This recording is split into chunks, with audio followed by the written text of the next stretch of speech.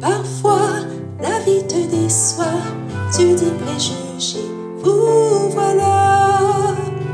Mais qui donc m'acceptera?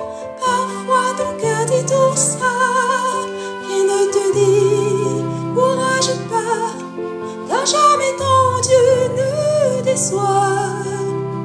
Viens et il te comblera de sa grande patience.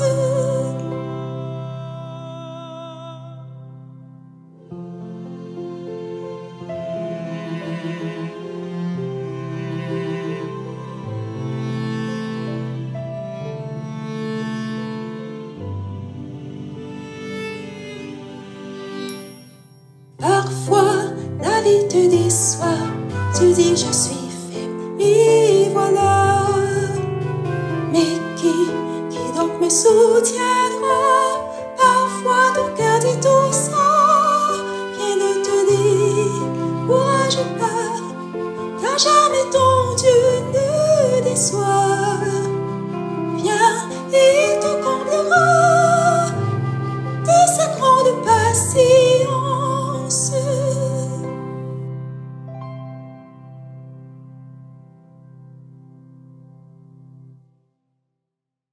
Bonjour les enfants, bon sabbat!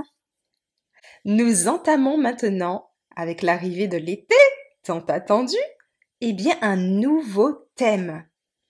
Ce sera la patience. Oui, la patience les enfants. C'est lorsque l'on sait attendre calmement que les choses se passent.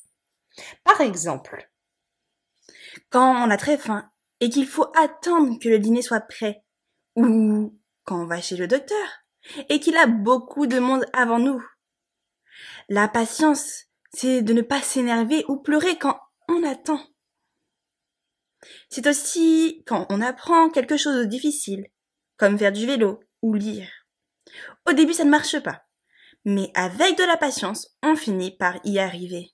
Oui, la patience, c'est aussi le fait de ne pas se mettre en colère quand quelque chose ne se passe pas comme on le veut. Par exemple, si on n'a pas réussi un contrôle à l'école ou si on s'est disputé avec un copain, avec la patience, on garde son calme et on trouve des solutions. Aujourd'hui, nous allons voir dans la Bible un homme qui a montré beaucoup de patience, alors qu'il a eu beaucoup de malheur et qu'il devrait vraiment attendre que Dieu puisse l'aider pour tout cela. Job était un homme qui vivait il y a longtemps au pays d'Uz. C'était un homme droit et pieux qui craignait Dieu. Il possédait d'immenses troupeaux de chameaux, de bœufs, d'ânes et de moutons. Il avait également 7 fils et 3 filles. Sa maison était l'une des plus importantes du pays. Un jour, Satan se présenta devant Dieu et ses anges. Dieu demanda à Satan d'où il venait, et Satan répondit qu'il venait de parcourir la terre. Dieu lui demanda ce qu'il pensait de Job, son serviteur. Satan répondit que Job ne craignait Dieu que parce qu'il le protégeait et le bénissait dans tous ses biens. Si Dieu étendait sa main pour le toucher, dans ses os et dans sa chair, Job le maudirait en face. Dieu permit alors à Satan de faire tout le mal qu'il voudrait à Job, sauf de le tuer. Satan partit aussitôt de la présence de Dieu. Un jour, alors que les fils et les filles de Job mangeaient et buvaient du vin dans la maison de leur frère aîné, un messager arriva soudain et dit à Job: « Les bœufs labouraient et les ânes passaient près d'eux, et des Sabéens sont tombés sur eux et les ont emportés. Ils ont également tué les serviteurs avec le fil de l'épée, et je suis le seul qui me suis enfui pour vous emporter la nouvelle. » Cet homme À, à peine avait-il fini de parler qu'un autre arriva et dit: Le feu est tombé du ciel et a brûlé les moutons et les bergers, et je suis le seul qui suis sauvé pour vous en rapporter la nouvelle. Et tandis que ce messager parlait encore, un troisième arriva et dit: Les Chaldéens se sont formés en 3 bandes, et ils ont fait irruption sur les chameaux et les ont emportés. Ils ont tué les serviteurs avec l'épée, et je suis le seul qui me suis échappé pour vous en informer. À peine ce messager avait-il achevé de parler qu'un autre survint et dit: Vos fils et vos filles mangeaient et buvaient du vin dans la maison de leur frère aîné, lorsqu'un grand vent violent est tombé du désert et a frappé 4 coins de la maison, qui est tombé sur les jeunes gens, et ils sont morts. Et je suis le seul qui me suis échappé pour vous le dire.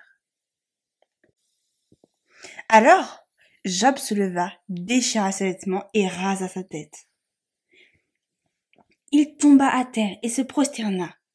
Il dit: Nu, je suis sorti du sein de ma mère, nu j'y retournerai. L'Éternel a donné, et l'Éternel a repris. Que le nom de l'Éternel soit béni. Dans tout cela, Job ne pécha point et ne rendit point Dieu coupable. Satan vit que, malgré tous ses malheurs, Job restait fidèle à Dieu. Alors, au ciel, Satan dit à Dieu: Job craint Dieu pour rien, mais étends ta main et touche-le dans ses os et dans sa chair, et il te maudira en face. Dieu permit à Satan de toucher le corps de Job. Satan s'en alla de devant la face de l'Éternel et frappa Job d'ulcères malins, de la plante des pieds jusqu'au sommet de la tête. Job prit un tesson pour se gratter, et il s'assit sur un tas de fumier hors de la ville. Sa femme lui dit: Tu persistes encore dans ta pitié. Maudis Dieu et meurs. Et il lui répondit: Tu parles comme une imprudente. Nous recevons le bon et le mauvais de la main de Dieu. Dans tout cela, Job ne pécha point par ses lèvres. 3 amis de Job apprirent tous ces malheurs qui étaient arrivés à Job, et ils se donnèrent rendez-vous pour venir le consoler et le soutenir. Quand ils levèrent les yeux de loin, ils ne le reconnurent pas, et ils élevèrent leur voix et pleurèrent. Ils déchirèrent leurs manteaux, puis ils jetèrent de la poussière sur leur tête vers le ciel.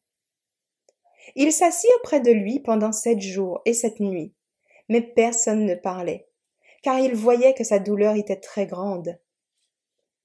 Job prit la parole et maudit son jour en disant: Puisse le jour périr où je suis né, et la nuit où il a été dit un homme est conçu, que cette nuit-là soit ténébreuse. Ses amis furent choqués. Ils prirent la parole. Souviens-toi, qui, innocent, a péri? Où sont ceux qui pratiquaient la droiture? Mais Job se défendit.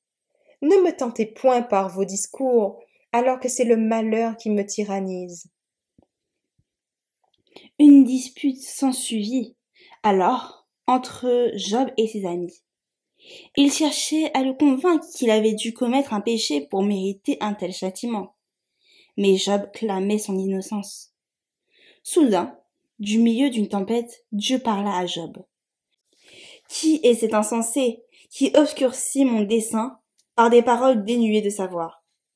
Puis il posa à Job de nombreuses questions sur ses œuvres de création, montrant à quel point l'homme est ignorant comparé à Dieu. Job comprit qu'il ne fallait pas juger les voies du Seigneur. Il est écrit en Job 42, versets 7 à 8, « Après que Dieu eut parlé ces paroles à Éliu, le Seigneur dit à Éliphaz, le Théménite, « Ma colère s'est embrassée contre toi et contre tes 2 amis, parce que vous n'avez pas parlé de moi avec justesse comme mon serviteur Job. Maintenant donc, prenez 7 taureaux et 7 béliers, et allez vers mon serviteur Job, et offrez un holocauste pour vous. Job, mon serviteur, priera pour vous, car je ne vous traiterai qu'avec bonté, afin que la folie ne vous soit pas imputée, vous n'ayant pas parlé de moi avec justesse, comme mon serviteur Job. Ainsi, l'Éternel releva Job et lui rendit le double de tout ce qu'il avait auparavant. Dieu bénit aussi la dernière partie de Job plus que la première. Job vécut ainsi 140 ans, voyant ses fils et ses petits-fils jusqu'à la 4e génération, puis il mourut vieux et rassasié de jours. Cette histoire de Job nous montre l'importance de la patience lorsque nous traversons des épreuves difficiles. Face à tous les malheurs qui lui sont arrivés, Job aurait pu se révolter contre Dieu ou perdre confiance. Mais non, il a fait preuve d'une grande patience, continuant à croire en la bonté et la justice divine, même s'il ne comprenait pas ses desseins. La leçon que nous pouvons tirer est que lors des moments de souffrance, lors des moments d'incompréhension, il faut apprendre à être patient comme Job l'a été.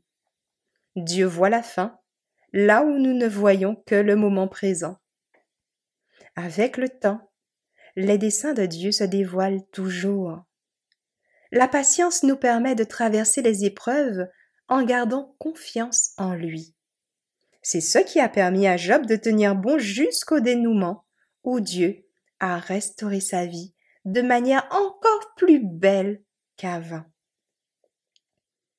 Retenons ce verset à mémoriser, les enfants, qui se trouve en Romains, le chapitre 12, le verset 12.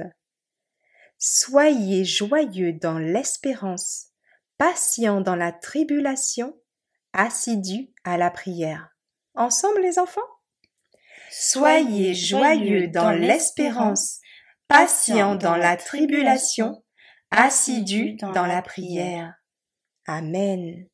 Prions ensemble, les enfants. Père éternel, tu nous as montré, à travers l'exemple de Job, combien nous devons être patients, et surtout lors des moments d'épreuve. Quand la souffrance et l'incompréhension nous accablent, donne-nous la grâce de la patience. Aide-nous à ne pas douter de ta bonté et de ta sagesse, même si nous ne comprenons pas tout de suite. Donne-nous la force de te croire, car tu sais tout. Aide-nous à imiter la fidélité et la constance de Job à ton égard. Nous savons que tu es là pour nous soutenir dans l'épreuve. Fais que nous sachions attendre patiemment la fin, dans l'assurance que tu accompliras ta promesse de transformation de la douleur en joie. Sois également avec nous pour le moment d'étude qui va suivre. Au nom de Jésus. Amen.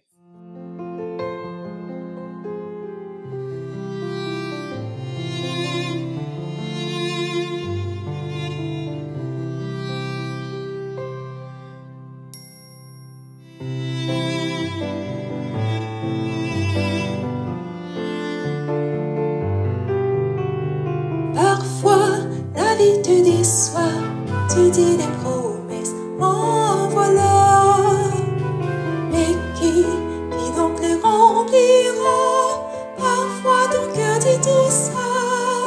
Viens ne te dire, courage pas, car jamais ton Dieu ne déçoit. Viens, il te comblera de sa grande patience.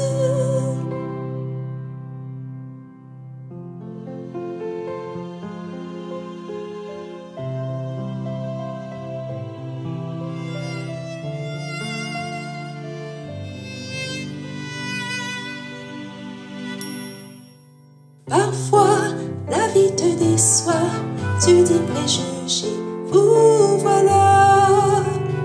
Mais qui donc m'acceptera? Parfois ton cœur dit tout ça, qui ne te dit courage pas, car jamais ton Dieu ne déçoit. Viens et il te comblera de sa grande patience.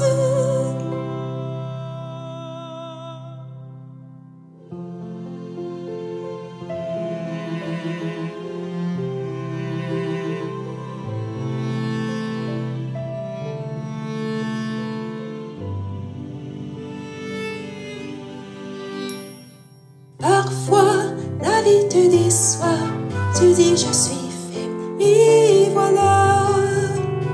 Mais qui donc me soutiendra?